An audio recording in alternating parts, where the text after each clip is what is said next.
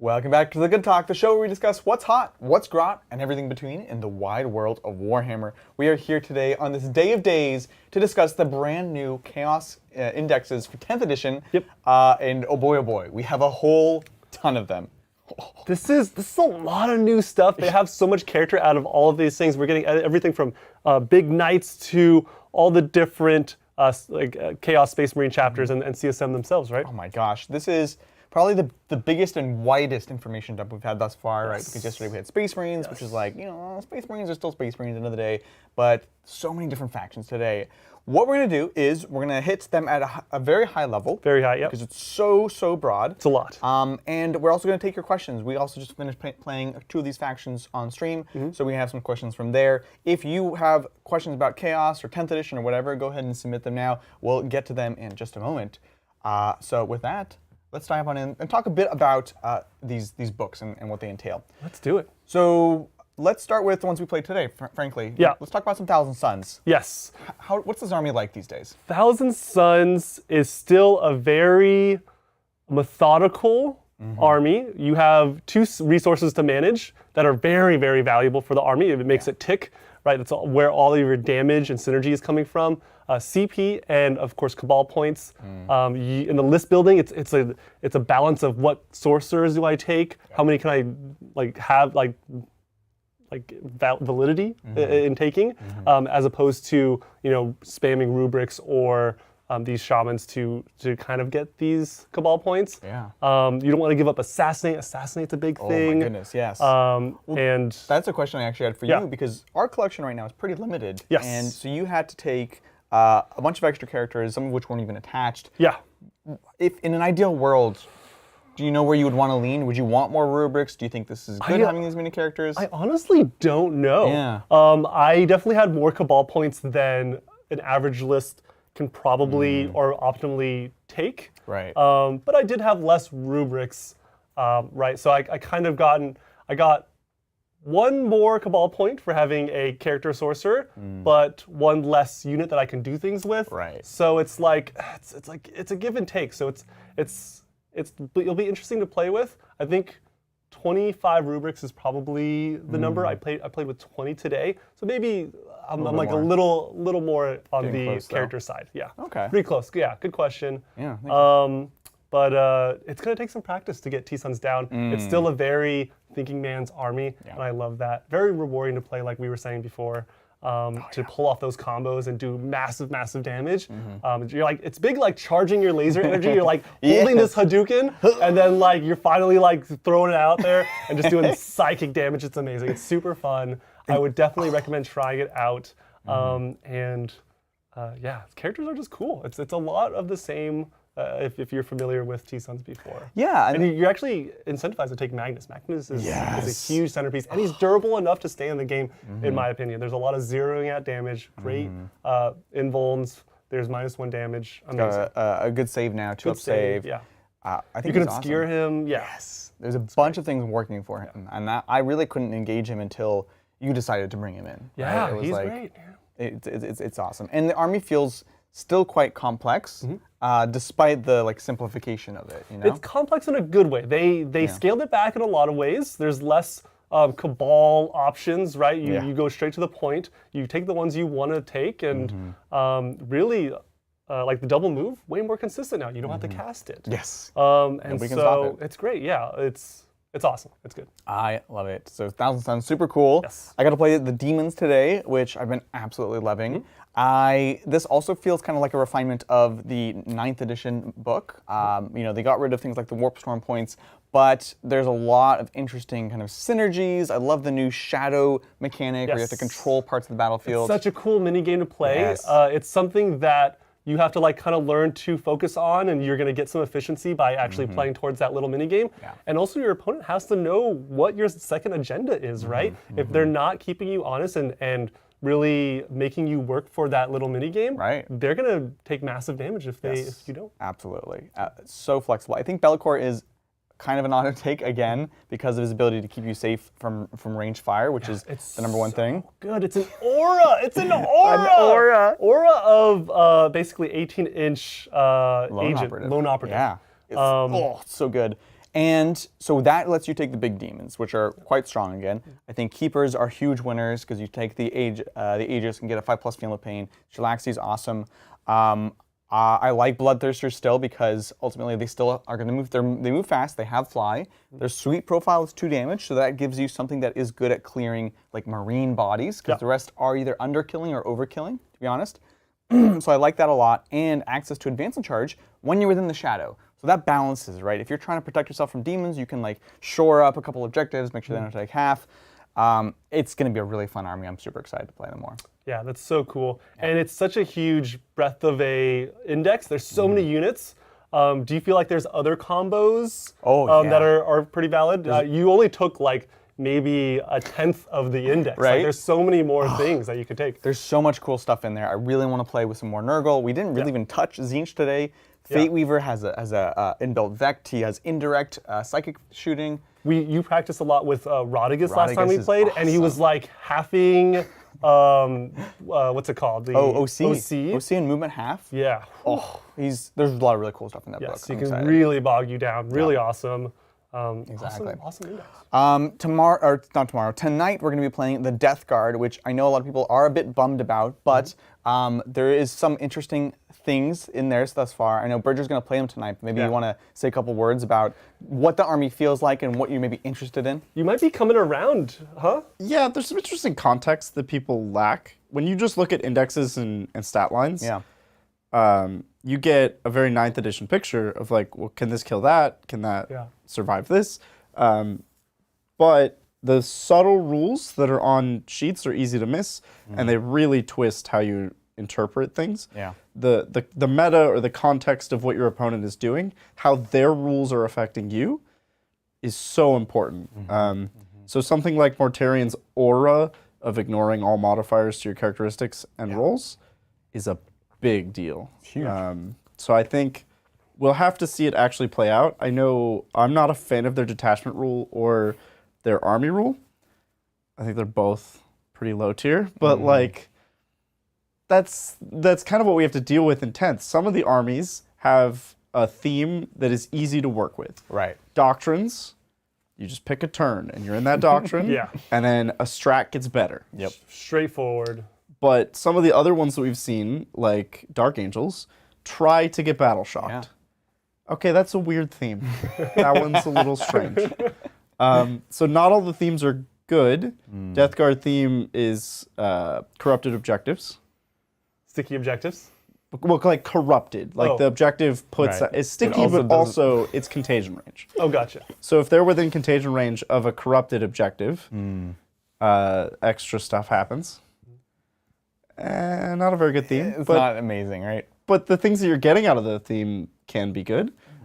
They have an enhancement for +1 attack and strength, +2 attacks and strength when you're on a corrupted objective. So it's like, that's pretty good. Yeah. Put that on some really beat stick characters. We'll have to see. Right. Yeah, I think you make a great point about like things that we're not ready for. Like we don't read it that way. And ignoring modifiers is huge. Like we think about, when you and I played yesterday, and we both had a Vect, and we both vected armor. I was literally about to say that. Right? It was a 2 CP strat, and like it's because it's the most used strat, and you still used it. Yeah. So ignoring that, which is again, that's what it would do. You cannot modify someone's AP with that stuff. It's amazing. So Can't modify damage. No minus to wound, which means baby transhuman doesn't work. it's so annoying. Yeah. No modifiers work, and the whole game is modifiers now. Yep. Right. So that's true. And I will mention another thing. I'll bring it up every time. Well, the extra toughness pip, like 4 go to 5, is so big because the strength of like basic guns like bolters didn't go up. So like wounding on 5s is a big thing. yeah, it makes you much more resilient against small And there's no strength 10. Death Guard were T5. I know, but Forever. like it's still. I'm saying it's still a Termies big are 6, thing. right? Termies are So like even 7? an autocannon can't even wound. That's cool. Autocannon's wounding on 5s? Are there Termies T7? I thought there were 6, but We can check. 6 actually saying is that- good. Yeah. I haven't fought Death Guard much, but I have fought Gravis bodies, and you actually really feel that on a lot of the small arms fire or like melee on infantry squads. It's actually really tough to get through that higher toughness with a decent armor save. So I think it adds up. It really does. Heavy bolters. What can I say? Strength 5. Hard to wound. This is true. Tough 6 on Death Tough 6. It is. It's not. It doesn't seem like a big inflection point, but it makes them resilient to a whole category of fire. Yeah. So that's them. The Chaos Knights, of course, people are super excited about because the rules are cool. They're simplified. You have your chart, and it's going to progress. There's no like talent tree that you build down anymore, which makes sense. Very much based on battle shocking your opponent, so they would love to go on a date with Dark Angels. And I think they're really fun. I'm excited about them. I think they play in some ways similar to demons because it's like try to battle shock someone, get buffs against them. And of course, there's things like people are super excited about the shadow stratagem, which existed in a certain house before. You can move through. You can move through units and buildings. Oh, and rhinos and stuff. Like you used to get blocked by like vehicles. Like you. So it's 2 armorers or 1 big knight can just go straight through, which is so big for terrain these days because you're so slowed down. So that's scary, dude. It's very scary, right? That means like, and they have advance and charge access to advance and charge. I think. Oh, really? Is it Ravager? Oh, inbuilt, right? Yeah, I could be making it up, but I think I saw that somewhere. That sounds amazing. I haven't. There's a lot to unpack, so I haven't fully unpacked it. Yeah, but that means they're like for sure. It's always a beeline if you're going through buildings and stuff. It's just I'm super excited. It's going to be a ton of fun. So yeah, pretty simple book, but seems like a lot of fun, a lot of flexibility. So it's gonna be awesome. That is scary. Last of all, World Eaters. Again, saw a new kind of adaptation of Blood Tithe. Blood Tithe is basically gone. Instead, you're gonna roll these 8 dice, and you're gonna get different buffs depending on it. And you have a lot of access to ways to modify this or re-roll or whatever. So while a random chart is a little terrifying at first, it's actually relatively reliable, and there are many buffs that you're going to want anyways. So it seems like it really plays true to what it is, which is fast, aggressive melee with decent scoring. And we're going to play them very soon on the channel. So. Yeah, from what I see, like, it's just massive damage. Like it's a shooting edition. It's a melee army, but boy, oh boy, like you will die. Like it will kill anything if it gets in.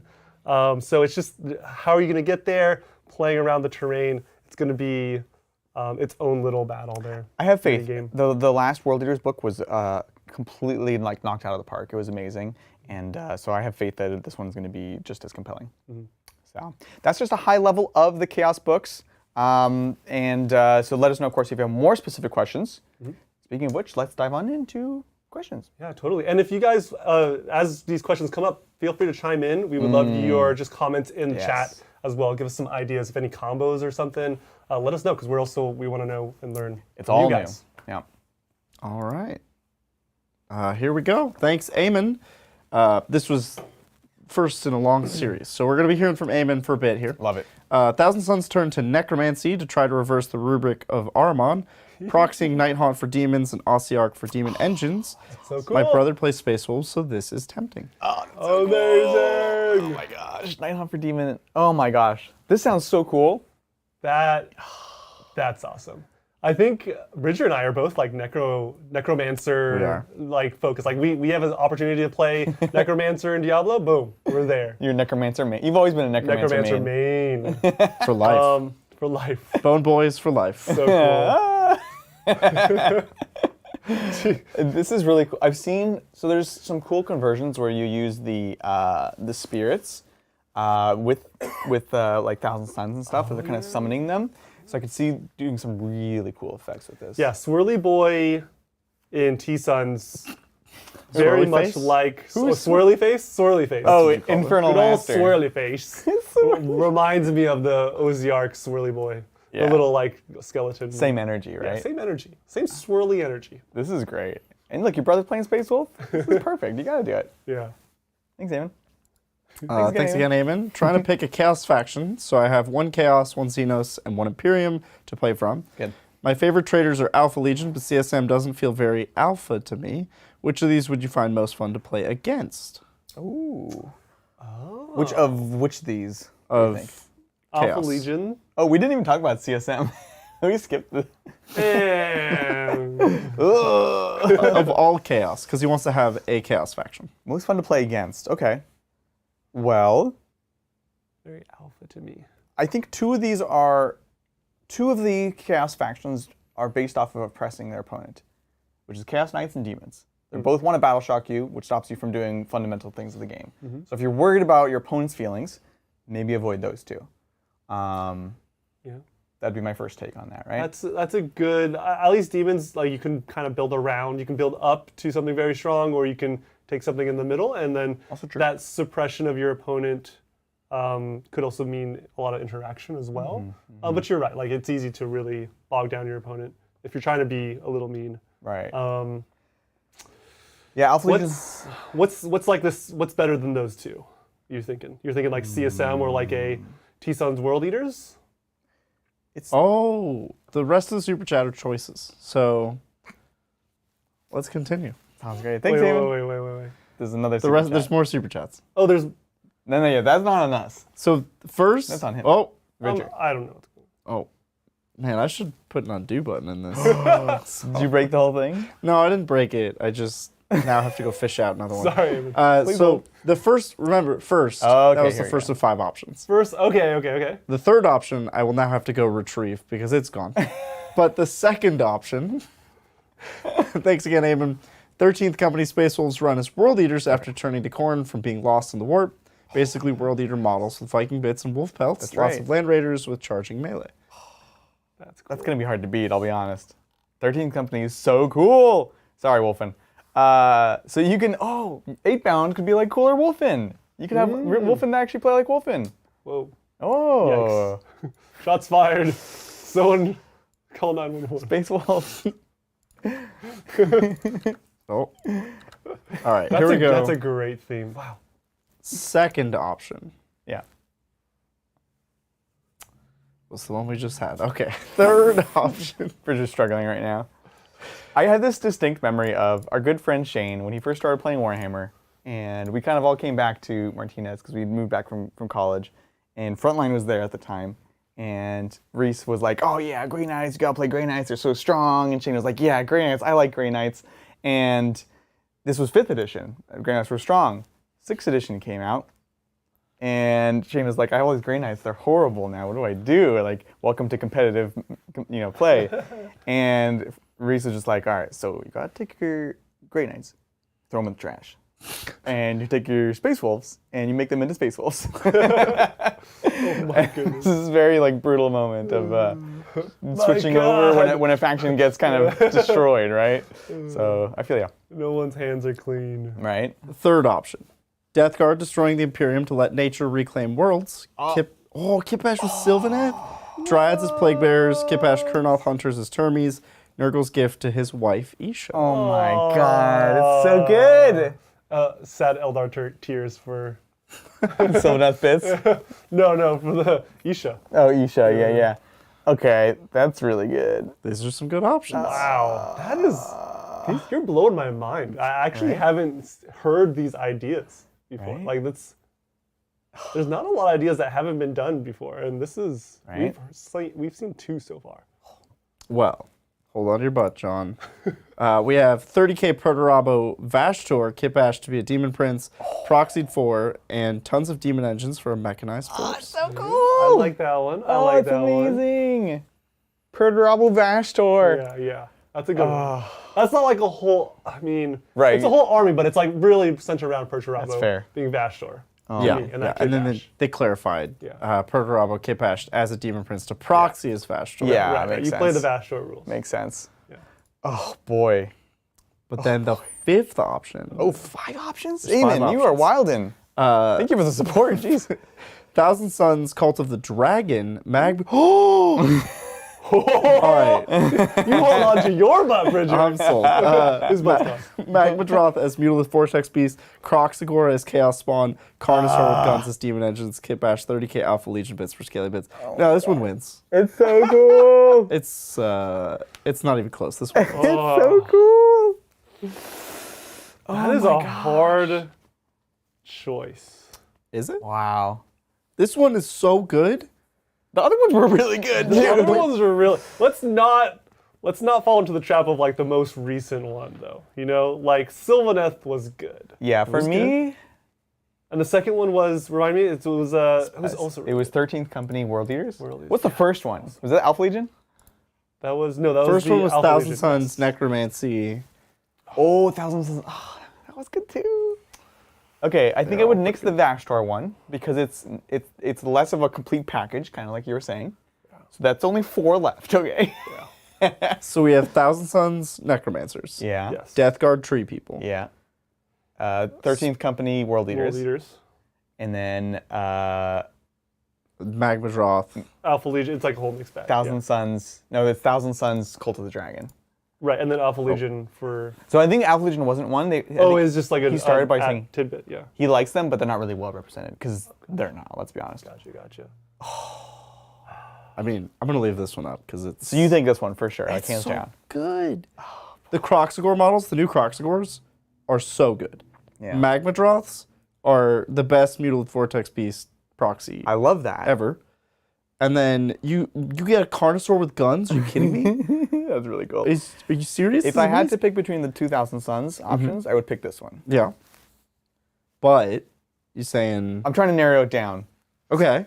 for my own sake. This is easily the most epic one because it's going to have big stuff. Yeah. And you have the models set in stone. Like Yeah. it's going to be an easy conversion. Right. And it's going to be epic right off the bat. Yeah.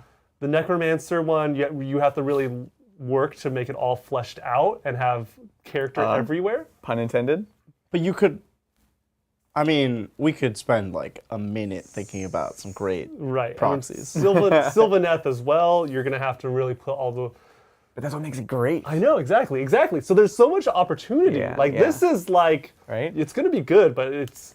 I don't know where... You got to think about the ceiling here. In my heart of hearts, I like the Sylvaneth one the best because obviously Sylvaneth bits. I just think like a beautiful, like literally beautiful Death Guard army, not gross, beautiful, could be amazing. The only thing holding me back is Death Guard seem not great, and I want you to have a good time, Eamon.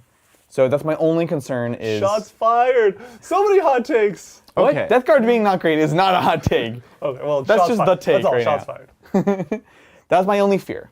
I want you to be happy. Between the 2000 Suns, not to bring one back into the What? fold, but between the 2000 Suns, you got to consider your centerpiece Magnus. Okay. You can use Nagash as Magnus for the Bony Boys. But what are we doing for this one? What's your Magnus? Dragon Magnus? Oh, like the AoS dragons?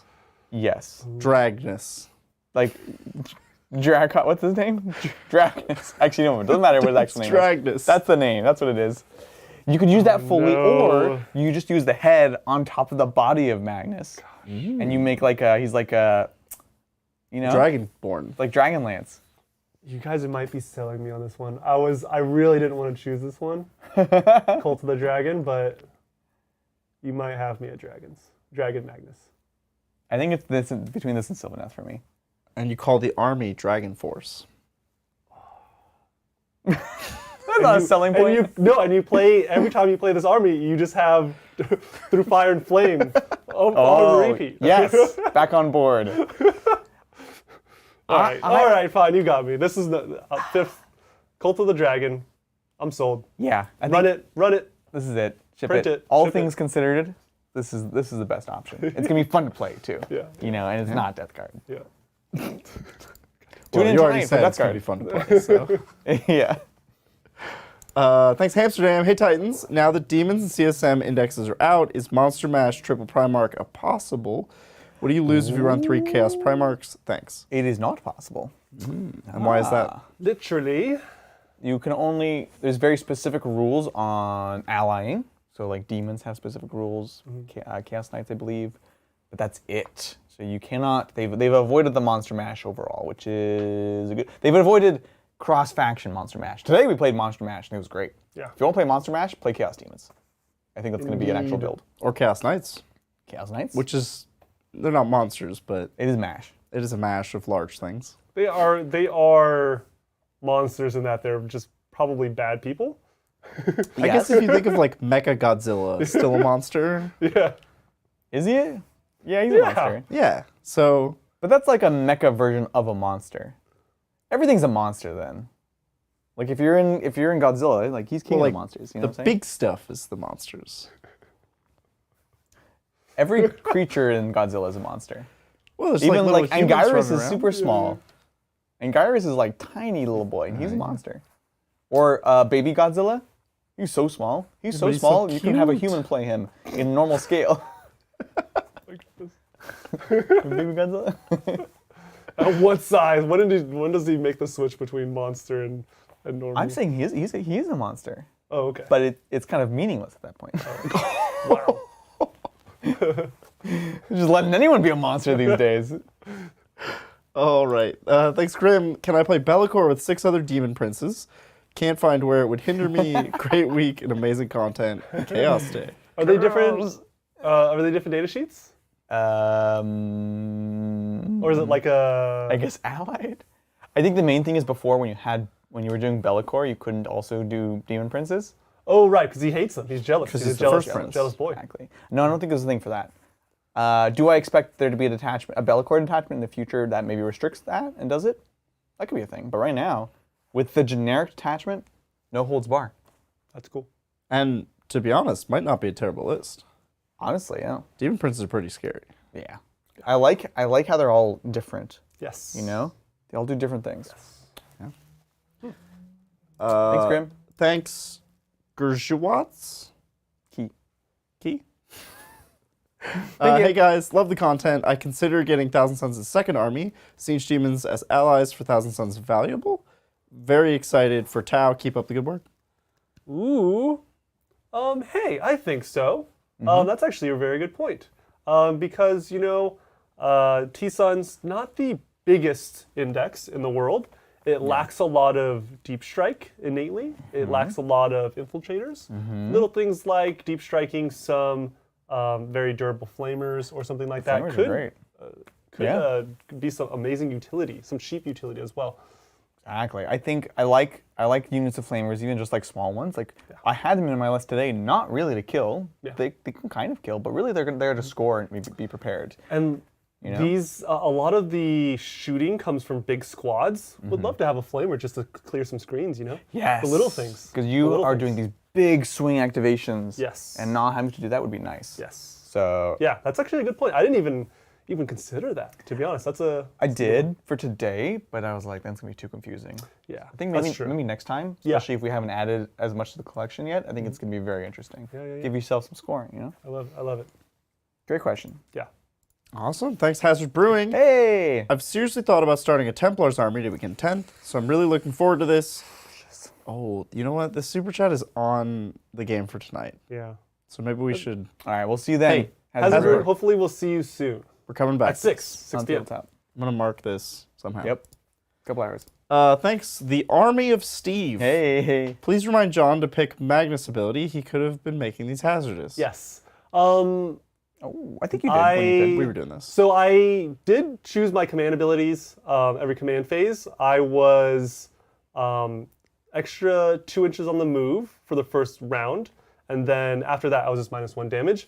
The hazardous ability is I pick someone within line of sight, which there wasn't a lot from Magnus, 24, and then I make your psychic hazardous. I was already kind of doing that because you were targeting. I was using the strat for Feel Pain, and whoever targets them has to take a hazardous test. So I don't think it mattered at all. Most of my psychic I was going to overcharge anyways. Right. Because they were devastating, which makes it really incentivizes you to throttle that damage. Yeah.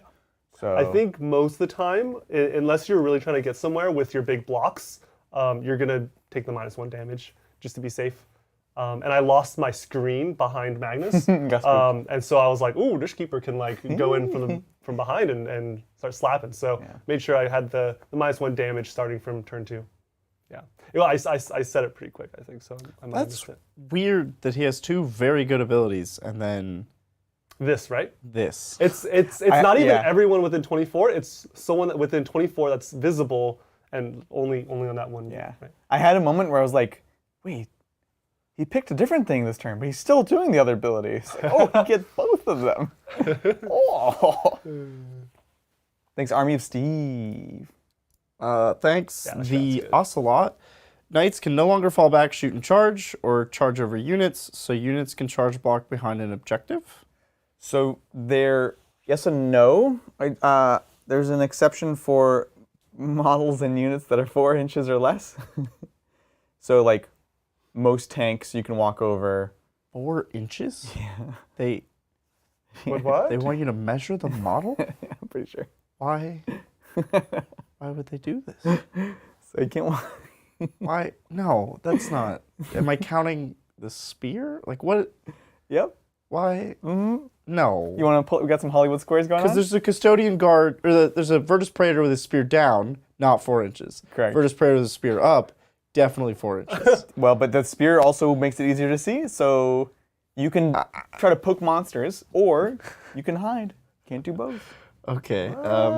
We need to take a look at this. Is there, because towering doesn't necessarily give this innately, or does it? Do we think? I can go find a book. Oh, like line of sight? For the whole fallback, shoot and charge thing with big boy knights. Oh, I don't know. That's. Are you saying it would be in this book? I did see it. So scroll down. There. Super Heavy Walker. All models, terrain features that are 4 inches or less. Oh, terrain features. Models excluding Titanic and terrain features that are 4 or less. Okay. And does it say move and charge, or just move? Make a normal move, advance, or fallback. But not charge. Not charge. Oh. Which they've gone back and forth on that. They have. Yeah, that's true. Look, 11th edition is going to be great. Or maybe just later in 10th. Who knows? Yeah. So, yeah, this is always in flux. But you have to remember the Ocelot. Knights have guns. They have a lot of guns. They have some of the deadliest weapons in the game. I love, not the Stalker. This is one of the variants. You can take the Gatling on. If they shoot the closest enemy unit, plus 1 AP. So you're getting 2 AP Gatlings. That's a big increase. Great for clearing screens. It's also worth noting that with the new charge rules, you can charge a screen with 2 units, kill it with 1, pile in, and fight the thing behind it with the other. That's true. You no longer can only attack the thing that you charged. It's a very big deal. Gosh, Wise there's words. so many little tweaks here. Yeah. Right. John, that blew your mind. Yeah, like there's a lot to consider. And I'm really not going to feel the impact until it literally happens on the table, and I never know when it's going to happen. It could happen at any moment. Thanks, Tybalt. Or Thibaut? Thibaut. Thibaut. Oh, Thibaut. Sure. Yeah. T-Bone? No, Thibaut. Thibaut. The T You silent? made it sound so American all of a sudden. Well, Yo, Thibaut. Thibaut. I'm from France, guys. For my first 10th game, what unit should I pick to learn the changes on CSM, knowing that I play Black Legion? Keep up the good work. Excellent. Yeah. I think Brian said something really great last time. Yep. And that's keep a small list with very few units or variants of those units. Choose a few that you think are really good and focus on those, learn how those work and interact, and then you can slowly kind of switch them out for other data sheets. Yeah. Start small. Start small. Simple. Few number of data sheets. Yeah. So, Possessed with Master Possession. That's 2 already. Yep. I actually don't care what else you run. I just think they're awesome. You should run them. Look for little combos. Like it's very easy to just like find like little cool cases and double up on those. Because that'll help give you a sense for how the edition works, what kind of keywords you're looking for, stuff like that. You know, briefly, because I think we owe it to Thibaut about like the faction. We didn't talk about CSM. Yeah, they're very interesting now. I think there's another army I'm more interested in than the last book. I didn't love the last book, if I'm honest. They do these dark packs every time they activate to go shoot or fight, and they get different abilities depending on what they are. And you can actually mark everything now. So you can mark Possessed like you always should have been able to. It was ridiculous in the last book. And they'll get different abilities. So a lot of these, like the Slanesh ones move faster, the Khorne ones fightier. There's a ton. If you want an army with lots of combinations, CSM. Very, very exciting. Yeah, that's a lot to think about. To mark your whole army. Right? Oh, too much. And then those marks are like the lethal hits and like the the sustaining. Yeah. Okay. Exactly. Right. Okay. Cool stuff. All right, thanks, Michael. Can you explain the mechanic around discarding an objective card to gain a CP? Yes. Where will the official rules be? Michael, you and us both. We found it. Great question. Oh, did we? Okay, good. We did, actually. Okay, you weren't there. So chat kept being like, you can discard for a thing. It is so badly written. Okay, so the little fold out with the cards, your mission cards. Oh, I was there for that. Yeah. It's on the other side. It's not in the section about the cards. It's in the section on the back left on before the battle or something, begin the battle, there's like a paragraph in there where it says, by the way, at the end of the turn, you can discard it, as many as you want, and you can get a command point. It's not at all where it should be. Yeah. And we finally found it. It's not in the terrain rules, so that's a win. Yeah, and it's not in the Crusade section. That's great. These like critical rules on random paragraphs of a piece of paper is just not doing it for me. You sure, Adrian? It's brutal. God, they make you work for it. Yeah, no kidding. Thanks, Joe. Hey, Titans. What do y'all think on 6 Eradicators and Repulsors supported by a Hammer Strike and Thunder Strike as anti-monster or vehicle tool? Maybe pop Storm of Fire for AP 5. That's too much. Too much or just enough? The AP 5's too much? Or? Yeah. Is the AP 5, or sorry, it's a +2 AP, right? So one of these gives you +1. Oh no, this isn't the Hail Strike. So Storm of Fire is +1 AP. +1 AP, and always, not on criticals. It's always. So it's ignore cover, and it's +1 AP if you're in Devastator Doctrine. That's real so nice. You're taking your 5 might be a little excessive. Because I think one of these already ignore cover, right? The strat. That same. Oh, it's the same strat though. One of the strikes, I believe. Correct. Yeah. The Hammer Strike. Yeah. So I think this is a great combination. I would be scared about the durability of a repulsor. Oh, it's the same as a Land Raider, actually? No. Not quite.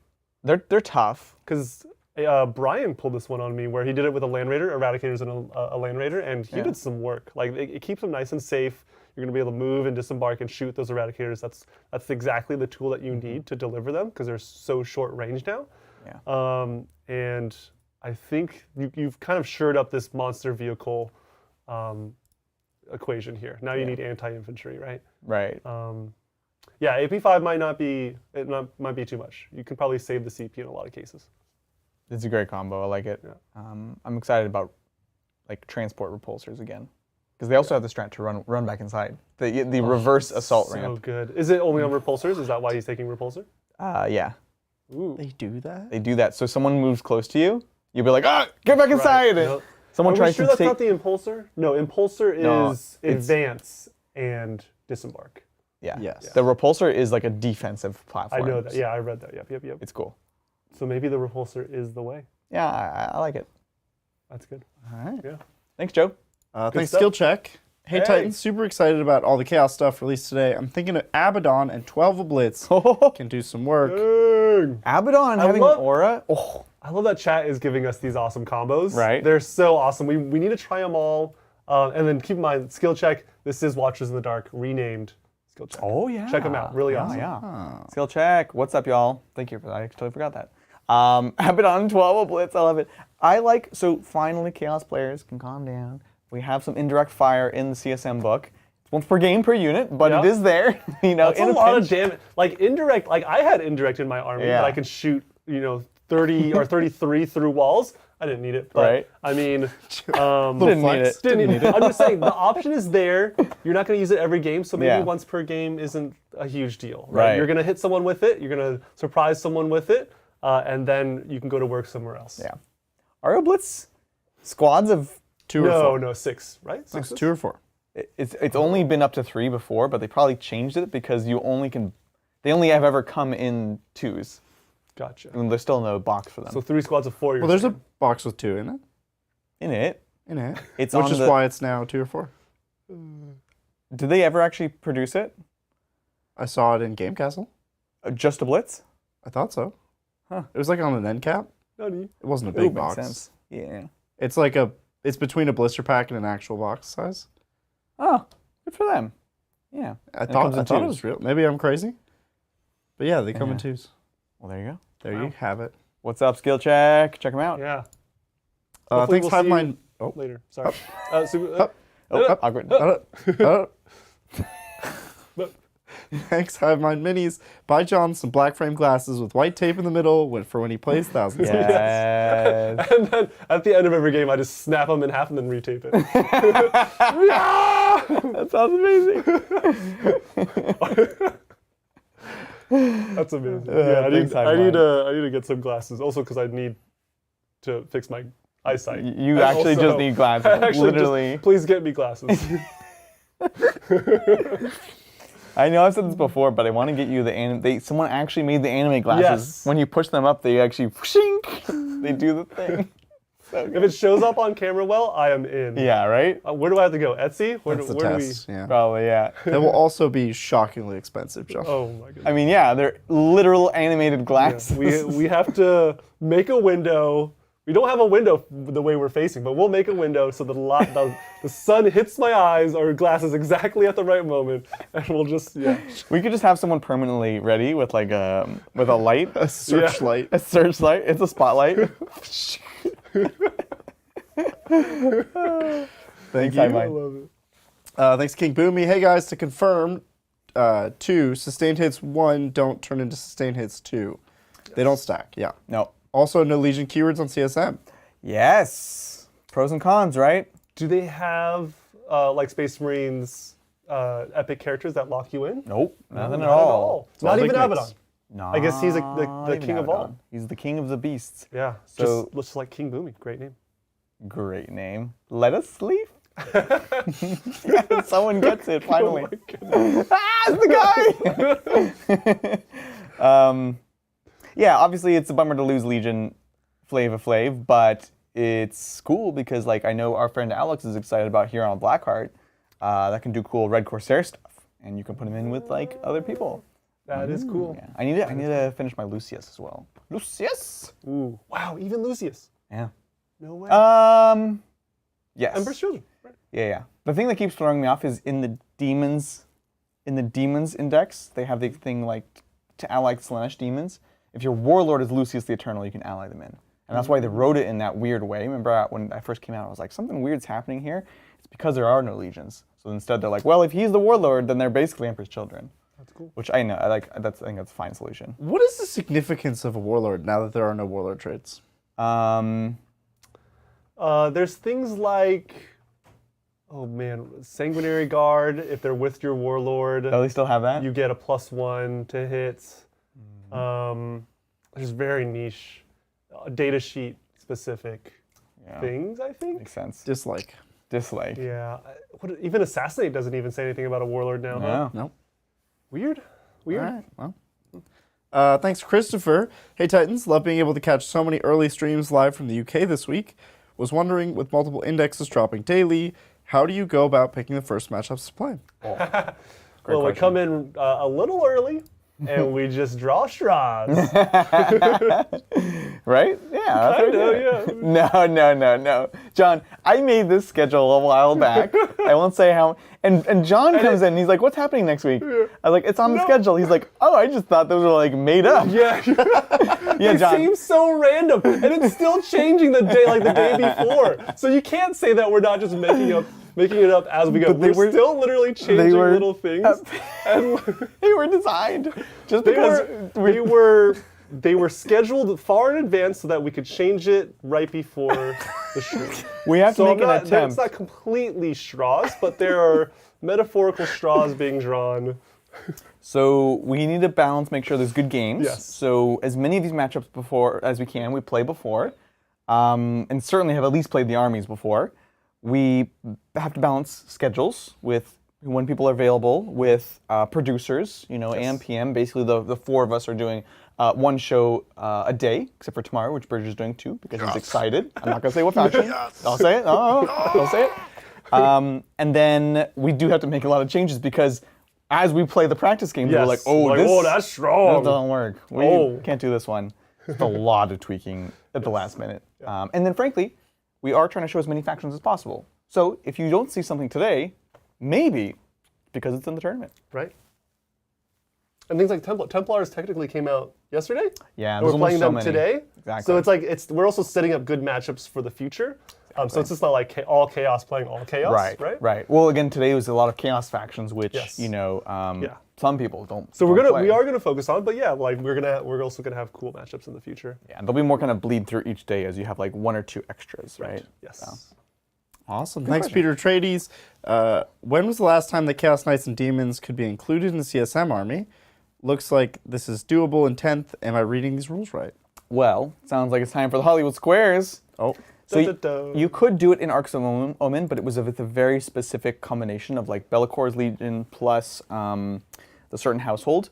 But as we've seen, they've kind of combined them all. So like even the ability for Chaos Knights to go through buildings was a specific Chaos Knight household. But since there's no households, everyone gets everything. Ooh. So Dreadblade is what lets you take it. If every model in your army has a Chaos keyword, you can include 1 Titanic or up to 3 War Dogs in your army. This is great. I love it. That's awesome. Very flavorful, right? I like this a lot.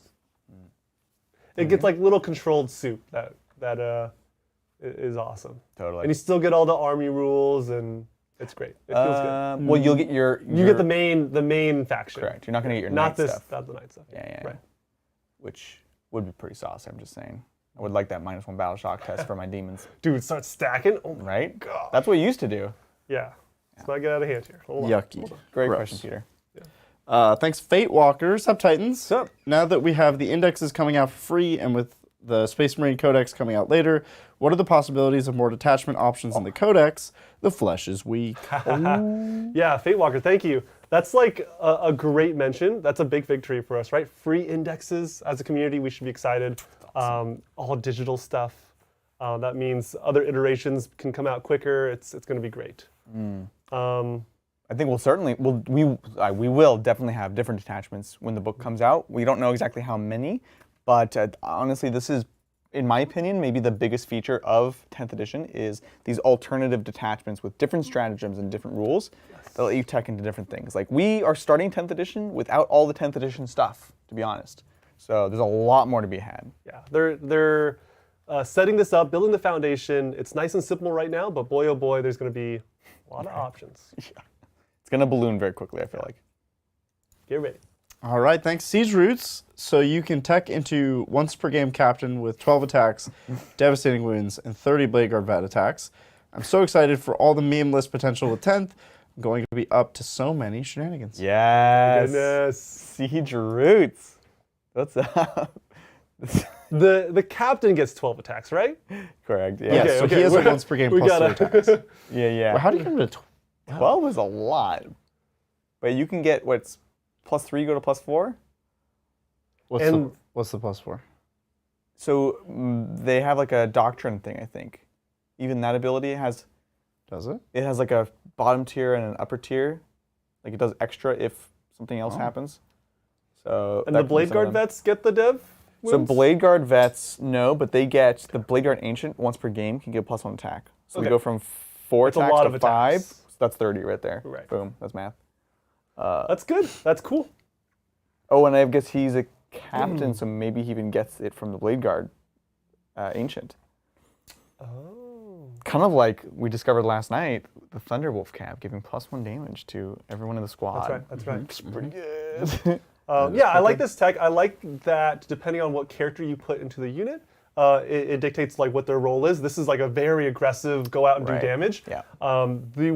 I see Blade Guards as more of a defensive thing, so I want to throw a fight first in there. Hide them behind, Judiceer. Hide them behind a building on an objective, and now this unit is close to unassailable with this fight first and great saves. Very cool, seeing 2 different takes here. So cool. Cool. Thanks, CP Guy. Sad to see my Possessed gone from Death Guard, but very hopeful for my World Eaters. Wow, those Demon Princes and enhancements. Right. I can't wait to run a big blob of Zerkers with Master Executioner. I need a CP guy, first of all. Some guy that just gives me CP during the game. Amazing. Hey, it's CP Guy. Yeah, CP guy. Hey, have a CP. Yeah, thank you, CP guy. We love CP Guy. What are some of the combos? I actually do. Richard's like trying not to laugh. What are some of the enhancements with Demon Princes? This actually might sell me on them. Well, so keep in mind, this is for World Eaters. For World Eaters. And again, like we were saying, it's so cool because each of the Demon Princes do different things. This adds another spin on it, right? Yeah, the World Eaters one, I believe, gives an aura of a 4+ invulnerable save. What? It's pretty good. What? I'm pretty sure. Which is awesome. Really good. I don't remember the enhancements though, but basically it's a supporting character that helps deliver you.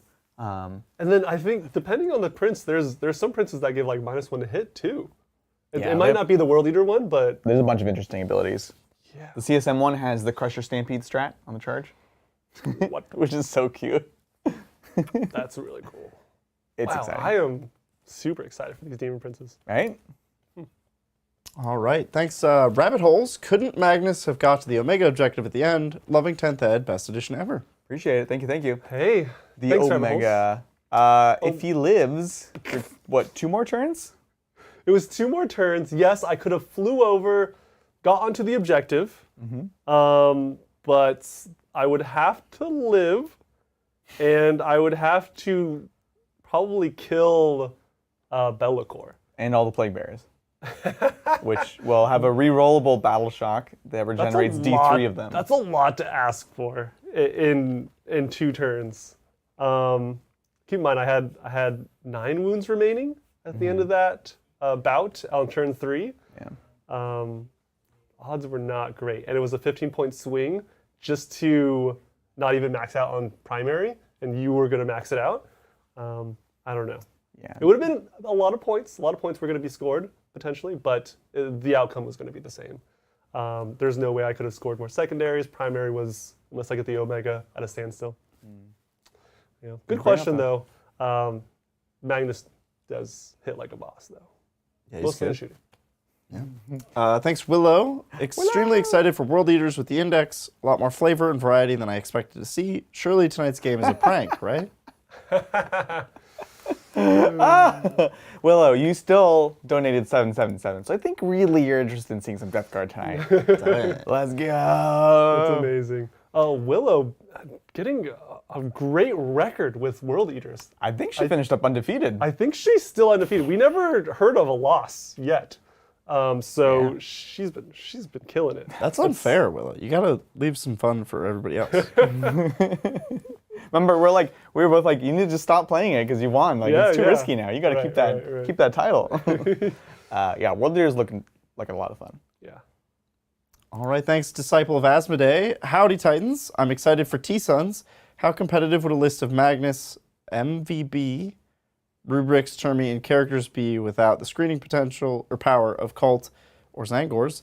Trying to be focused on what I own for ATC. I see. What's MVP? Oh, Mutilith Vortex Beast. Ooh, dude, the Mutilith Vortex Beast is so good, but we just don't have one. Yeah. It extends the range of my rituals by a lot. I think it might be 2 times or plus 12. Either way, it's a lot of range. I think it doubles it. Yeah, I think so 36 on all of my rituals is a very long range smite. Oh my gosh. Or taking away your saves at 36 inches. Craziness. Yeah. That's a big deal. Right? That's really Power strong. of Cult. Cults referring to cultists, huh? They feel kind of important, but what do you think? In all of the very expensive units that you have, the Beast, the Mutilix Beast, Rubrics, Terminators, very expensive, so cultists can be very efficient, that screening unit.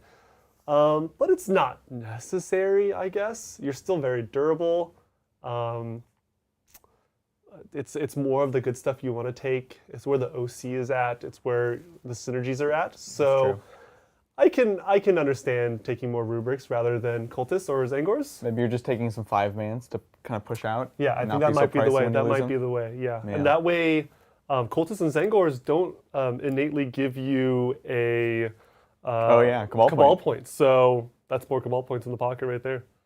I think you're fine. I don't think you need cultists or Zangors. The only thing I would say is there's not a lot of CP regen. So the cultists giving you a CP every time they kill a unit or die. Oh, if they kill a unit. Yeah, which is like not even considered like. It's never gonna happen.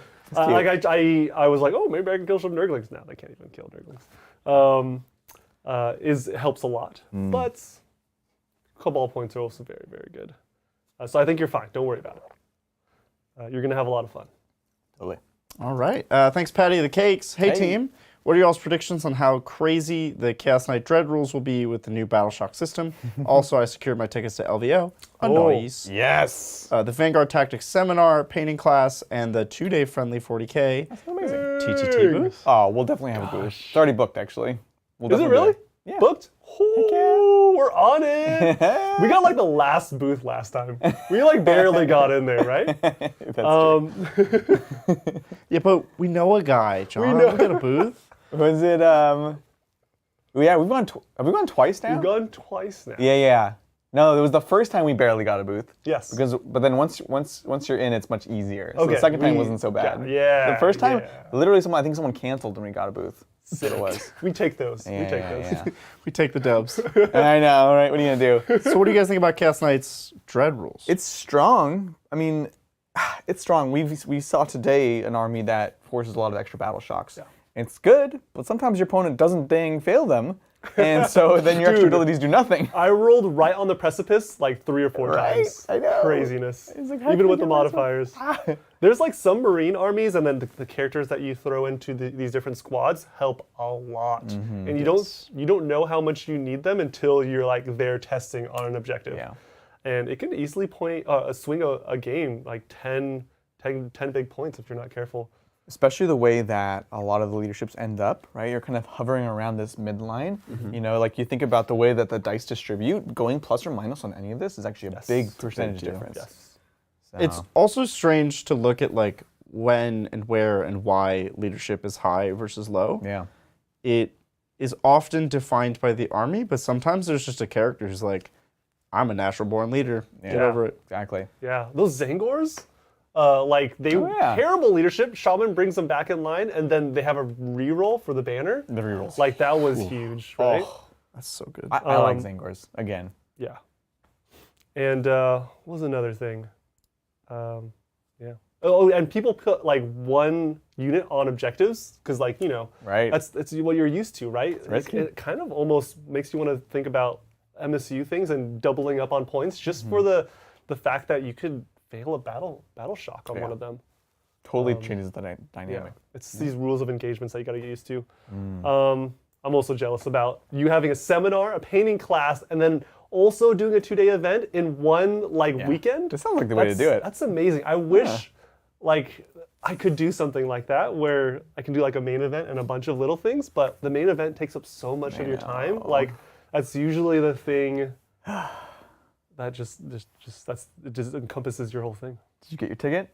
Oh no! More are on sales. More are on sale, right? They were You yesterday. didn't get your ticket, It's bro. been another 24 hours. Dude, when we had early access, I got my true. ticket. That's true. I don't know. I gotta. I don't know. Well, I gotta message a guy. I know a guy. good luck. John, we can get a booth. I don't know if we in can get a chat ticket. Discord like cry. Please sell me your ticket. I'm like messaging the emperors. Oh, you're gonna use that ticket we gave you early access to? You're like offering extra money for it. Oh man. All right. Thanks, Aaron. Competitively, why use big infantry squads versus T10 plus big units?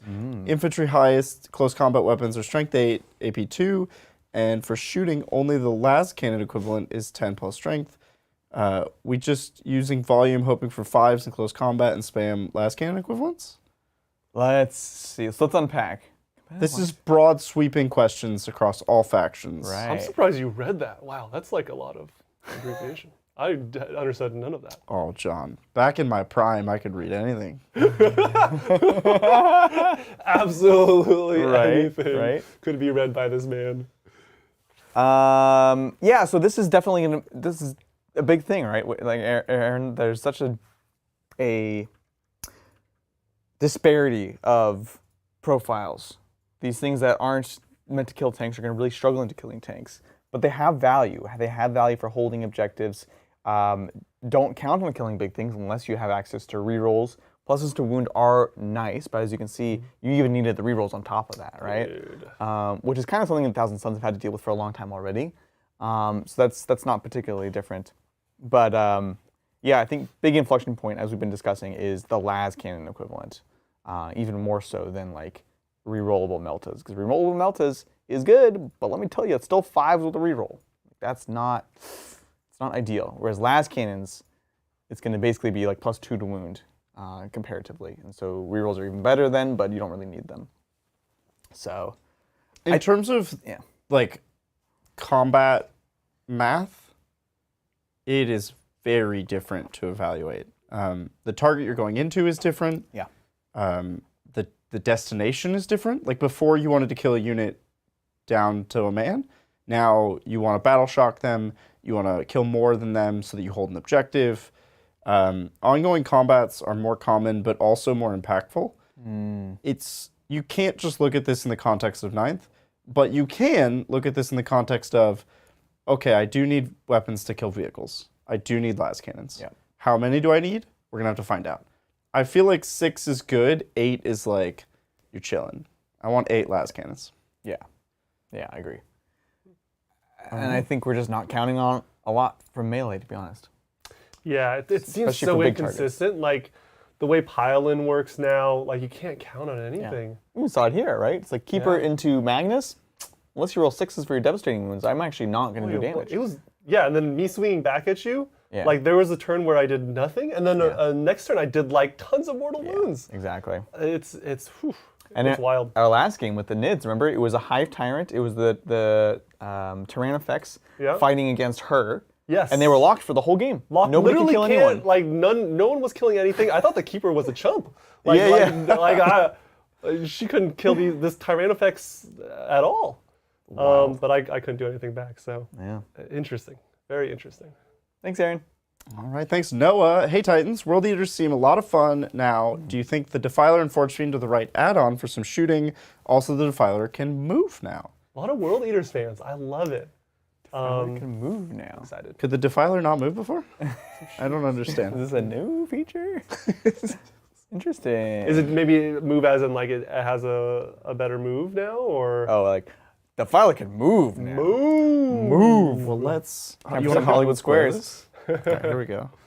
Let's see it. Pull it up. This one. All right, we'll give it a zoom. Enhance. Oh, too far, too far. No, that's good because you're going. Oh, that's too far. Too far. It just kept going. Ooh, that background art though. All right. Now I'm going to try searching. Oh. But I have to search it. No, so I don't think. Oh, search might work. If it fully loads, then it works. But at first, It just threw a cacophony of sound at me. It didn't work, did it? It didn't work. No, it didn't. It didn't work. All right, we're going to use the page down key. Why don't you do the page right key? The right arrow. There you go. Oh, The So we're tag. just blasting through This it. guy knows how to use a PDF. So my gut instinct is that the Defiler's going to be better because it doesn't melee. They move 8. Shooting. I see. Yeah, it's still 8.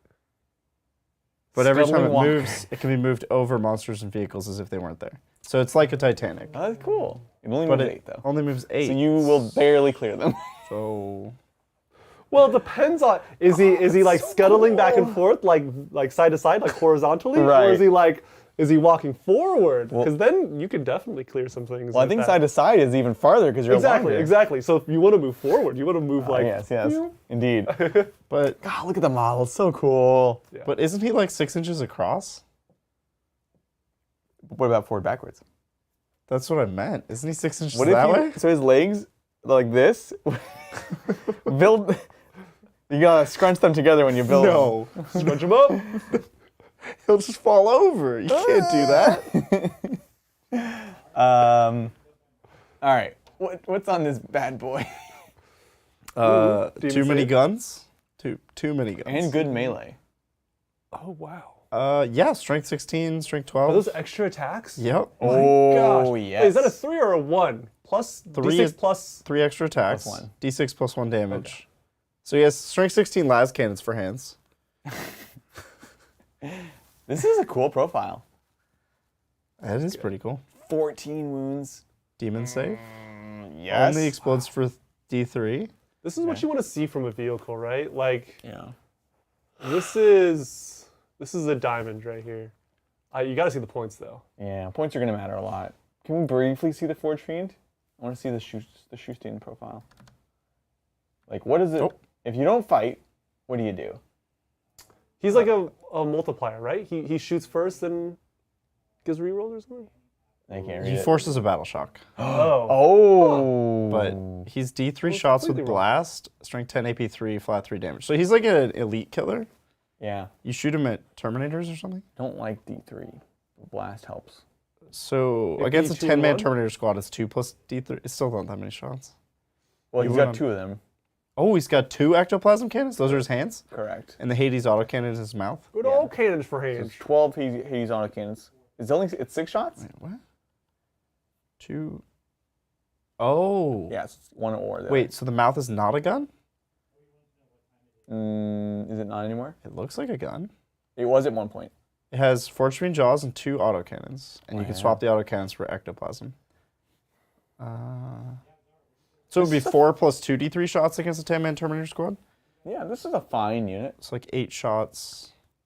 It's a different roll, you know? 6 hits, 5 wounds, kill 2.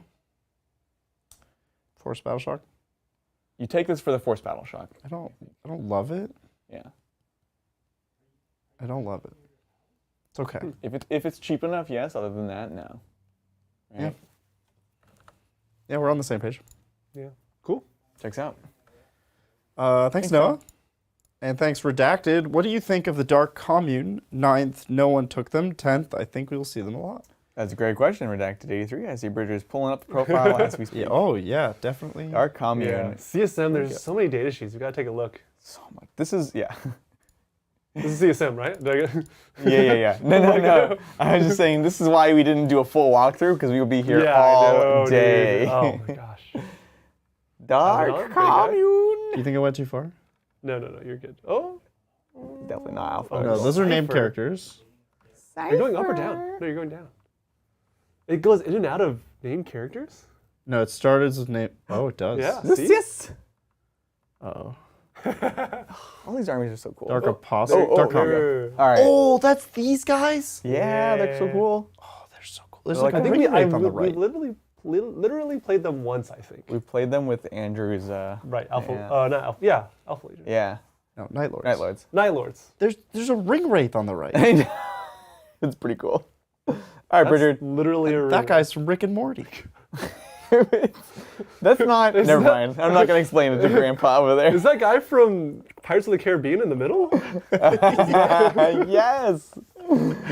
So they have Dark Ritual once per battle in your command phase. If you have one of the models, declare a charge in which it advanced, and you get +1 to hit and +1 to wound. What do they join? They're a leader. Interesting.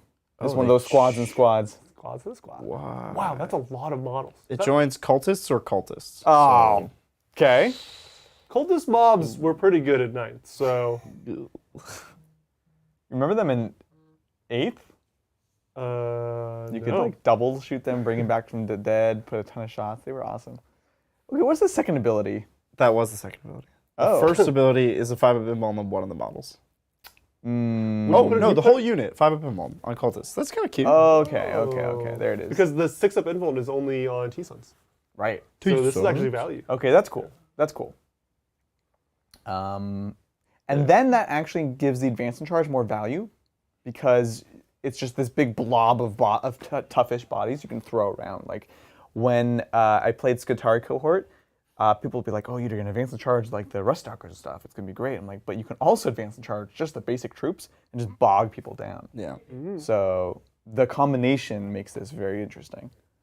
Yeah, Plus, you have +1 to Davy hit Jones here. gets them Davy Jones, to yeah. 3s. They just don't have a lot of attacks. That's like the thing that really... Yeah, they're not gonna kill anything. Yeah. They have a warp curse, hazardous psychic, Sustained hits 2. sustained 2. Okay. It's 5-1-2. I mean, it's a good profile. Yeah. And you just lose cultists when you fail your hazardous test. Well, you're gonna lose 3 though because it's a character, right? Yeah. Yikes. This is fun. I like it. It's cool. Yeah. All right. Thanks, Alec, man. Thoughts on Thousand Suns? What are the big winners? Ooh, this is a good question. I love Thousand Suns. They're so cool. This is my first game with them, and it's just, I keep saying it, it's super rewarding to pull off these combos. It's very clear what you want to do. Shoot, stack all these buffs, spend the Cabal points, and then spend the strats for rerolls, do their psychic attacks. You're getting +1 to wound, +1 to hit from Magnus. You're just popping off lethal hits. You can even, I did lethal hits because of your big bodies, your big boys, but you can also do sustained hits, and there's also one more that I'm forgetting, precision, I think, which is really, really good. Oh. Is it precision? I might be wrong. But anyways, really awesome combos. Some winners, rubrics and scarabs, amazing. You can bring back bring back the rubrics with a Exalted Sorcerer. Amazing. You can give a lot of rerolls to the Scarabs, make them even more consistent, and they're -1 to wound. Amazing. The Mutilus Vortex Beast, having 1 next to Magnus or something like that, could be super clutch. It just expands your reach. It's a very short range or middle ranged army, and so this extends it by a lot. Actually doubles it for your rituals. And then other winners, I actually like the Hellbrute a little bit. If you want to kind of mix in some monsters, because there's not a lot of monster options, vehicle options, you can kind of mix that in there just so you're not taking all infantry. Yeah, take a lot of characters, take Magnus, and take a beast, Vortex Beast. Super good. There you go. Yeah, good question. Thank you.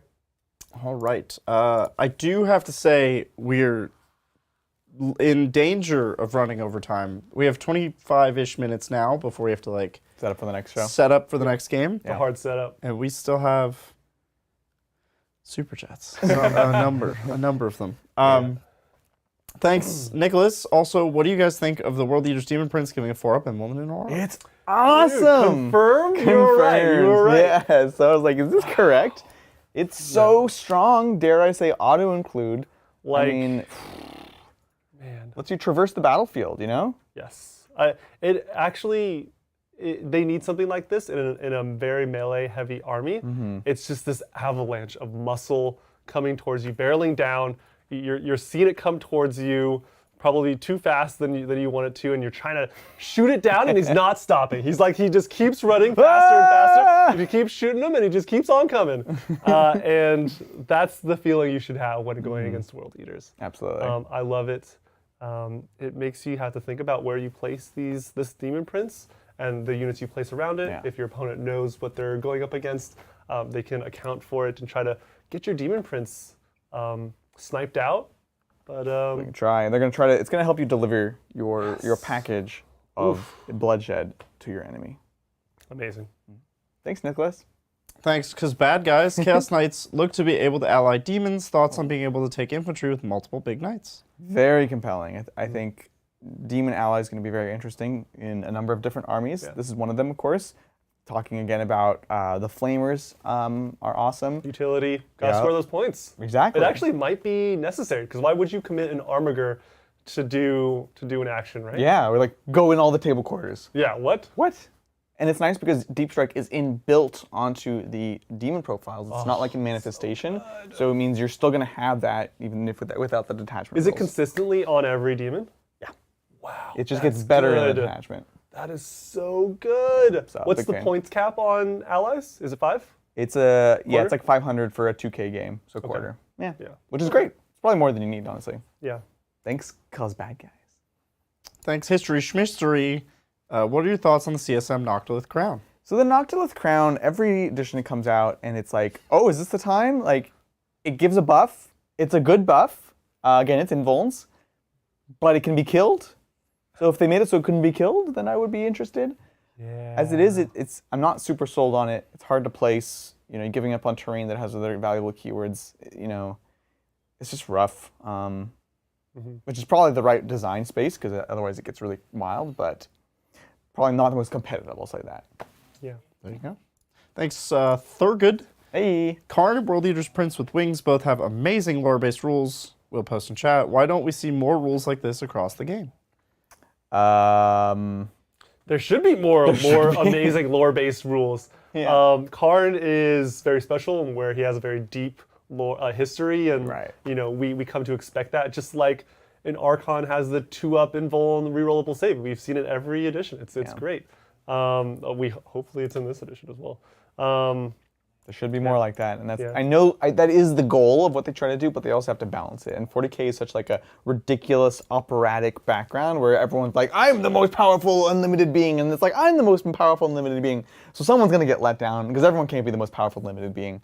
But that is the goal. You know, it's like let's make everyone feel overpowered, so that nobody is. Thanks, they're good. Very cool. Yeah, they posted the Karn rules. Yeah. Yeah. What does Karn do? Can you say? At the end of your charge phase, if this model's leading unit and that unit is not within engagement range of one or more enemy units, you must make a leadership test. If you fail it, one bodyguard model of your choice is destroyed. Yeah, I love it. The betrayer. Deserved. You've been betrayed. Beautiful. Very cool. Thanks, Nick, again. For the world leaders, what do you guys think about skull cannons as your shooting option? Thank you for all the content. Yes, yes, yes. I think skull cannons are amazing, and it's going to give you some shooting and some maneuverability on a relatively tough body. Yeah. Just does everything that you need as a support. It's a good profile. Battle shock on demand? Yeah. Oh. Yeah. On demand, you say? On demand. On demand, you say? Thanks, Nicholas. Thanks again, Alec Man. I'm getting dangerously close to starting an Iron Warriors army that I don't need. Yes. I have 3 already. That you don't need. But any good unit suggestions that match the theme? I'm coming to 40k from AoS since 10th edition made things simpler. Perfect. This is a great time to join in. So 3 is a good number, but it's not 4. It's not 4. Let's see. Good units to match the theme. Well, good units is going to be something that has to kind of develop as we go forwards. But a lot of the demon engines look awesome. The Defiler looks compelling, as we were just looking at. Mauler Fiends are also compelling. The Disco Lords, I think, not as interesting in this edition currently. I think Venom Crawlers have some functionality, pending points, obviously. So pretty much any of those demon engines are going to be interesting. Yeah. And then Havocs. Yes. We're talking about how do you get las cannons or big things. Havocs, super compelling. Just comparing them to like Devastators and stuff like that. And that's a very Iron Warriors thing. Yeah. So those are my top picks, honestly. Those are good picks. I mean, vehicles are so hard to bring down now. Focusing on them isn't a bad thing. Right? Oh, yeah. True. And you need the heavy weapons to deal with vehicles. Yeah, these are all things that are flavorful for Iron Warriors, but also are kind of what you want to build towards anyways, you know? Might be the time for Iron Warriors. Iron Warriors! Even though they have no rules. But that's actually the beauty of it, because they can play as anything. They don't have a named character, do they? No, they haven't. Like, ever. Yeah, they should get one of those. Just like Fist, need a Champion Master. They should work on that. Yeah, but Fists have something. They have 2 things. Fists have 2 guys. I know. Iron Warriors have 0. Alpha Legion's the same way, right? No named character. Correct. Well, but that's Night Lords. That's pretty thematic, John. Yeah, I know. I was thinking it too. Thank you so much, Alec Man. Thanks, Godforge. Hey, folks, after seeing the new rules, where or what god do you think I should start with for Loyalist Demon Legion of the Damned? Yes. So... Wait, these are Loyalists? Legion of the Damned. Played as Chaos Demons. I know that it's a lot to think about. Look at his face. This is a thinking face. It's confusing. I'm torn because there's like powerful rules, fun rules, and then rules that might match the models that I'm imagining. That's my hardest thing personally, right? So, like the big demons, what do they, you know? Yep. You could get a action figure with fire. Action figure? This is my Be'lakor, Loyalist Be'lakor, Legion of the Damned. So those kind of constraints I'm thinking about. I think Bloodletters are interesting, and I can see them being like cool sword-bearing Space Marines that are on fire. Okay. A lot of the smaller, I think of the like smaller troops, so you know, we're looking at Plague Bearers, Demonettes, all that stuff. Bloodletters are pretty compelling because they have a lot of buffs they can gain. As I said, you can get devastating wounds if you join a squad to them. The Rendmaster, which is the chariot-mounted, the Blood Throne-mounted Herald. Fight phase, you pick an enemy unit with an 18, you say you, and everyone gets +1 damage against them, all Khorne demons. Whoa! Yeah. Now, it's not a leader, it's not lone operative, so this guy can get shot, but you kind of just like poke out an angle and be like, down that alley, melee get him. or everything? Melee. This is Khorne too, so. You know. You got Skull Cannon. You do have Skull Cannon, that's true. That's true. You're not wrong. So those are good. Flamers, as we talked about, good for scoring, and that's very Legion of the Damned kind of. So those would be my top picks, keeping in mind the scale of the models. If you want to do Greater Demons, then we can talk. But as far as like Speech Marine size models. Yeah. Awesome. Thanks, Stephen Butcher. Is it legal to take Corn Demons and a Night Rampager with my World Eaters? Can you take both? Can you ally in both? I think total points has to be 500 or less. Yeah. Is that right?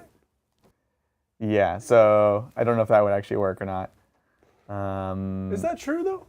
Yes. All allies have to be a quarter of your army or less. Yeah. Is that an overarching rule, or? It's in the ally section. Yeesh. The allies section comes from each of the indexes? That's No. true. What? No, he is right. The allies that you're taking has a section of how many points you can But ally. If you take from by two that different- logic, you could take 0 of your main book and take 4 allies from other books. Well, you need to choose a main army rule, right? Yeah, you choose a main army rule, take none of that, and ally in 500 points from 4 other armies. But there's only 2 armies you can ally in. I'll make it legal. That sounds good to me. He's like, I'll see your challenge and I'll double down. Look, last edition, you could take Sanguinary Guard and Thunderwolf Cavalry. You just didn't get any of the chapter tactics of any of those. It's true. And you only have to take specific Blood Angel or Space Wolf things. You can't take any of the generic stuff. Yeah. I don't know if I'm It's defending legal, your but no actions. one would do it. Why would you do it? Yeah. Why would you do that? Technically legal. Yeah. Well, thanks, Siege Roots. So since a Redemptor can get cover now with AOC, does that mean they get a 4-up against AP4? That plus the -1 damage Redemptors kind of just choose not to do now. Yes. Well, so we did this yesterday. And it died. And I did get a 4-up against your AP4, and it did die instantly. So, It was only AP3. no, but you used the strat to go to Oh, I did. 4. Oh, this happened to you guys? I actually Yeah, had yeah. a Redemptor yesterday, and I think too, we, huh? we actually did very similar things. Ah. But it was bolters and assault cannons, so it wasn't actually that much AP. Meltas, never mind. There was Meltas in there. But we too. also tested it with las cannons, and it buckled under the las pure cannon. Yeah, there was like some impact shots that I just Yeah. couldn't save. I think it was probably Melta. It's a risky moment, Angels. right? You can stack these buffs, and if it pays out, it's great. If it doesn't, it can skew very, very quickly, right? Yes, with kind of the rock, paper, scissors of like las cannons going into vehicles, it's like you're spending this 1 CP for 2 CP. 3 or 2 CP. Oh, for cover and no. I guess you could get cover. Yes. You could. Either make way, your you're pop spending stars. CP for Yeah. like 3 rolls, Yeah, right? you're right. For 3 rolls. It's interesting. Gotta make The sure swing it's is worth it. real. Yeah. Yeah. Thanks, Idris. Thanks, Aiden. For Death Guard, Living Plague increases range for auras and contagions. Does this double up on auras that use the contagion range as the base range? For example, will the Demon Prince without wings increase to 15 inches round 3? Increasing the range for auras. Does this double up on auras that use container as the base range? For sure. You times before you... There's no multiplying. It's just like, can you stack modifiers to ranges? Yes. Yes. If there's just extenders. I don't think this is crazy. That Demon Prince can be targeted 15 inches for -1 toughness auras, like, fine. Right. I think that works. Okay. That's kind of cool. Yeah. That's interesting because they can be targeted. It's like you can actually maybe hide them and still extend it out. I think that's why they have the rule that's like their range is longer. Yeah. Makes sense. Thanks, Aiden. Thanks, Thomas. Trying to decide which army to build for 10th, Wolves or Raven Guard. Thoughts and opinions, please, gentlemen. Oh, Thomas, that's a Ooh, wow, that is... I'm so torn. These are like fundamental directions though, too. Right. Because this is a non-codex compliant Space Wolves and Raven Guard, which is vanilla, right? Right. You get the doctrines or you get the sagas. These are big decisions. And you don't have access to the Space Wolf stuff if you're Raven Guard. Yeah. A lot of the vanilla stuff is really good, has a lot of flavor, a lot of depth. Space Wolf's still the same. You're playing a fun game of sagas. How did you like the sagas yesterday, by the way? They were very. You only get 1 a turn. It's so dumb. Big. But it was still fun to play. Like if you're looking for Space Wolf action, you're still gonna get your cool Space Wolf sagas. I had a good time. I'm still excited to play them. Yeah. However, if you're starting off, I don't know if I wish that upon you, right? I think the regular Space Marines are super exciting, and some of the things I'm most excited about are very Raven Guardy, like units of 10 scouts with a Phobos lieutenant in there. So you have like the pseudo lone operative. You can do cool redeploys. Eliminators are like back on the menu. So funny enough, if you're starting from scratch, I would probably pick Raven Guard. If you're committed to wolves, do wolves. If you're really feeling the Space Wolf vibes, go with Space Wolves, but you really have to be like a Space Wolf person. Raven Guard is the easy, like, safe pick. You're gonna have a lot to play with. You can build into your theme, but you also have the option to play other things that aren't necessarily Raven Guard-y. Yeah, I would be okay. I would be open to the concept of, oh no, because they have strike. So yeah, you'll do that. You're good. Yeah. Yeah. Yeah, it's so good. Yeah, Raven Guard are like also kind of shooty, and they're not just melee and assassination up close. It's also snipers and cool things, and you're gonna have a lot of fun. Yeah, it's a good one. I would go Raven Guard just because it's safe. Good question. Right. Thanks, Calm Shores. Thanks, guys. Watched since 9th started. Oh, welcome. Respawning a Nid army from 96. Wow. Oh, how would you build Tyranid warrior models with the current sheet? Thoughts on getting back into 40k? Did 5th ed Eldar a little? Oh, nice. That's awesome. That's amazing. Warriors are kind of weird right now. Right, you have to choose the melee profile or the shooty profile. There are 2 different data sheets now. Exactly. And they have 2 different kind of data sheet rules depending on what you build towards. And then in that, there's also weapon options still. Exactly. I would say Tyranid warriors aren't a big winner, but they're still really cool. They're that T5 we keep talking about, or I keep talking about. They're cool. They're infantry. I don't know if they're Synapse anymore. I don't think they are. Oh, yeah, they're Synapse. Really? They have to be Synapse. No, I think it was a big deal that they lost it. Synapse is such a focused thing now. I never understood why they were Synapse. Well, here's what you do anyways. I think they're gonna get Synapse because you're gonna attach Prime, give them sustained hits, default. I think you make them shooty. I really don't love the melee ones. So you fit in as many of the Venom Cannons or Stranglethorn. I think they're both good for different reasons. Probably I always get it wrong. Wait, Venom Cannon or Stranglethorn? Yeah.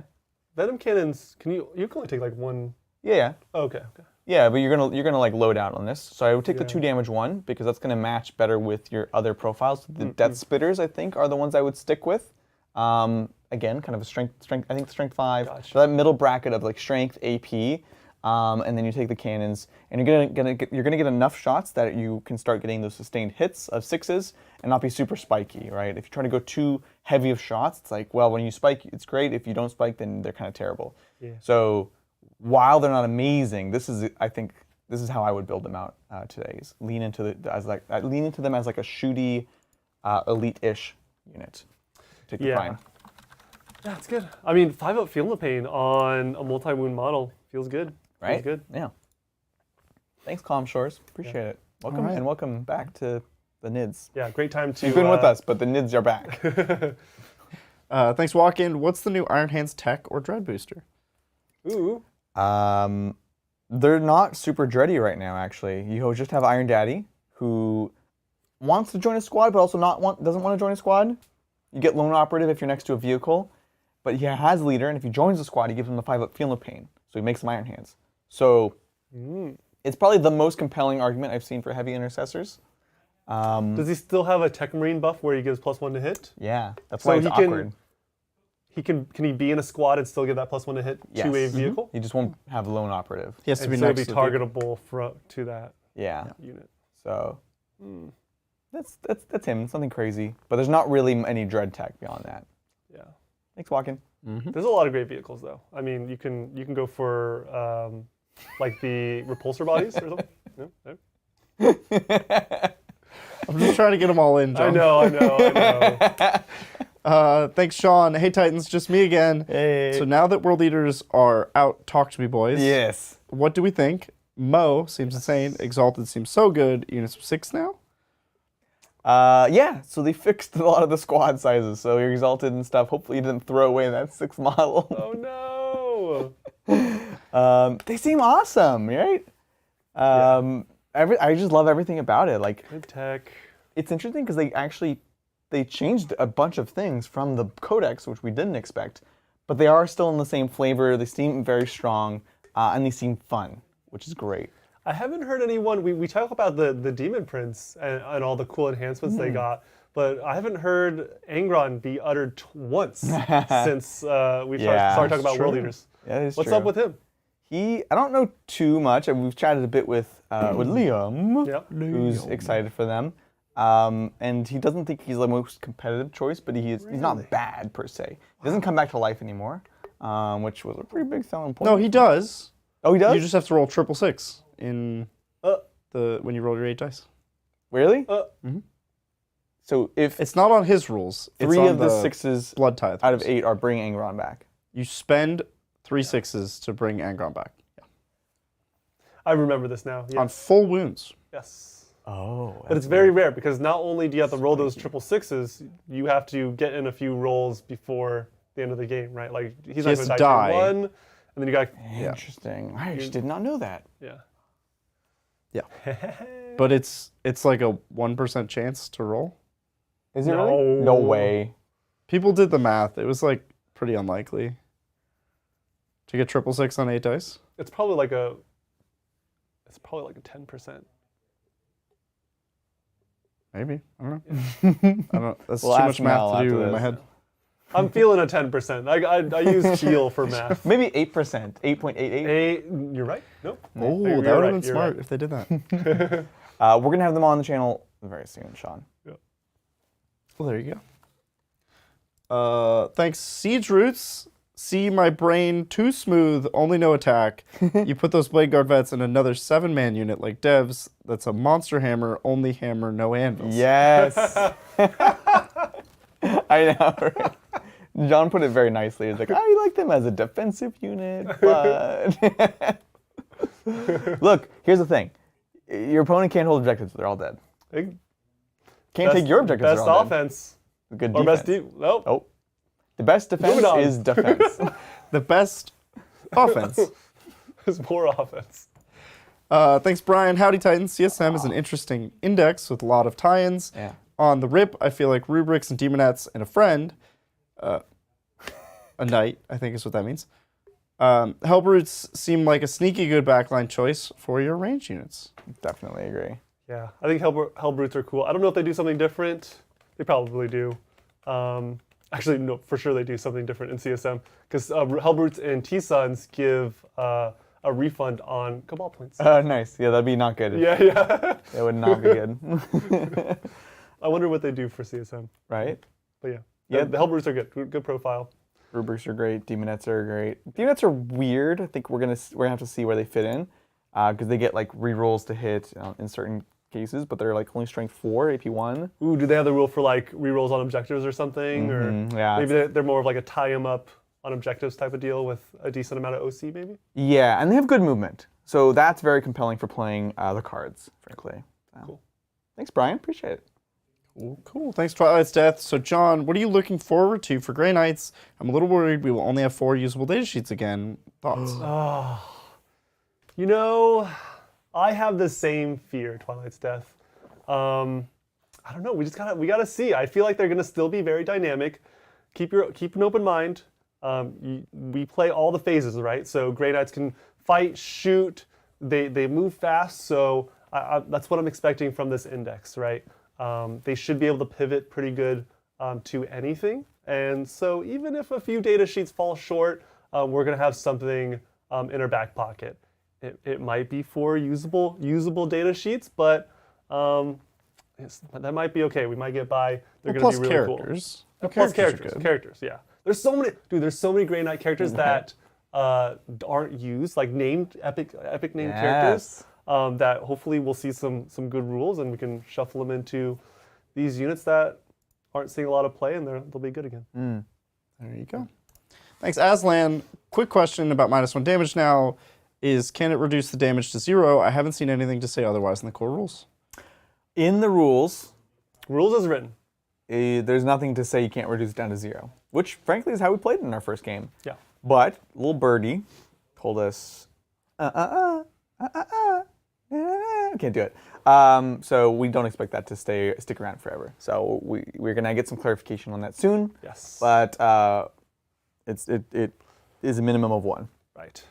And I think that, I mean, it's not like a bolter is going to do too much damage to, you know, Right. a redemptor, right? But it feels bad. Well, it matters for a lot of the devastating wound stuff. Oh. For these combos that are like, I will plink you to death with a lot of one mortal wound. Yeah. That's Yeah. This would have shut that but off. we don't want these people to succeed anyways. Wait, whose side are you on? I don't like ton of mortal wounds. Oh, good. I wanted -1 damage to go to 0. Right. I liked it. I thought Yeah. it was a good addition to the game. Yeah. A community was in outrage. We'll see where it lands. I think you had processed it a little bit and people hadn't had processed it yet.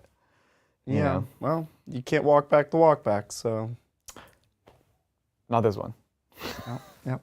Thanks, Syngrixis. How do we feel about World Eater blessings? From basic testing, I feel like you almost always have what you want. Yeah. Also, now seeing how much you can manipulate it, Angron is looking incredible. You nailed it on the head. That's what we were saying earlier. You know, it sounds scary when I have a random chart, but they actually give you a ton of ways to manipulate it. Almost to the point where it's like, why is it a random chart anyways? But it's fun. We like to roll dice. That's what we're here for. Angron, I need to take another look at Angron now that I know you can just roll 3 6s and bring it back. Yeah, I'm glad 8% people chance. are mentioning Angron now. That's awesome. He's so cool. These Primarchs need to be cool. They should be centerpieces. I expected nothing less from World Eaters, but hopefully Angron's in a lot of lists. Will we see Angron this week? Yes. Oh shoot, I did it out of order. Will we see World Eaters? Yes. Will we see Angron? Yes. Well, there you go. Thanks again, Eamon. Hey. Thank you for answering my questions. It was more rhetorical. Didn't expect you to spend so long on it. Well, Eamon, you super chatted like 7 times. We take this very come on. seriously. We want to give something of value back to you. But I'm glad you picked dragons. I'm also building Eldar Kitbash with Lumineth and Sylvaneth, so I didn't want to go Death Guard route. Oh, okay, Yes. cool. Well, that makes me feel better because that was my second choice. That's amazing. Eldar, Kitbash with Lumineth and Sylvaneth. Hey, post pictures in the Discord. We want to see these. Yes, please do. Yeah. Oh my goodness. This is cool. Lumineth bits are great for Eldar. It's just tough to. You have to be very particular. And Lumineth actually are not a super cheap model line, but I've seen some really cool stuff. Yeah. Even like making like Trueborn from some Lumineth stuff. It's like, oh, so good. Oh, it's so cool. Because they kind of have, the Sylvaneth almost have like a dark aesthetic to them as well. Yeah. They're not just, nature and everything. You can shadow them down to something cool. It's the whole pointy elf thing, you know? Yeah. All right, we have one from Magnus, but it's about Death Guard. I think it's on the Death Guard stream. Okay. So we're going to do that one in the game, Magnus. And then last one, before we wrap up and prep for the next game. Thanks, Frank. When is Conrad coming into 40k? He isn't actually dead. I know! Wait, is this confirmed? Wait, what? Conrad Curse? Conrad Curse. Curse?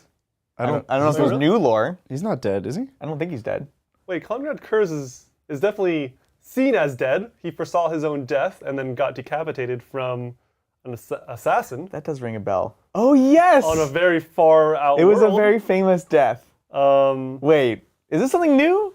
What's happening? I would love Conrad Kurz to come back in 40k. He is that's amazing. right. The Night Haunter. Yeah, people are saying he never The actually monster. died. What? Night Haunter.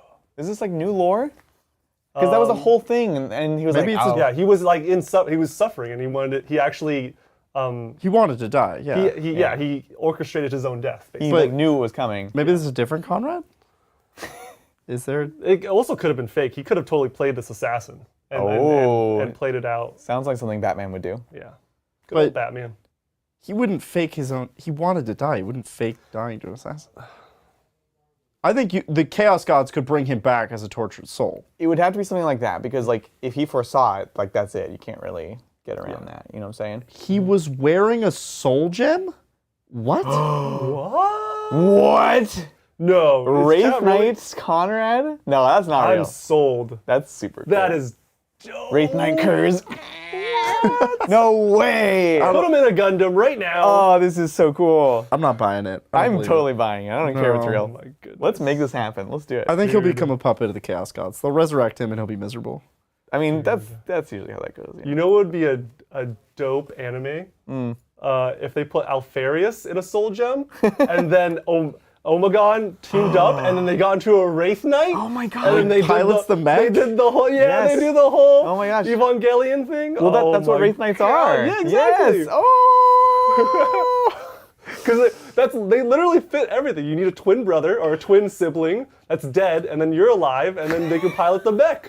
That's amazing. Well, let's not call that amazing. That's actually very dark. It's very dark. But look, Alfarius is down. Oh, this is super cool. I would watch that. I love it. Well, this has been quite the good talk.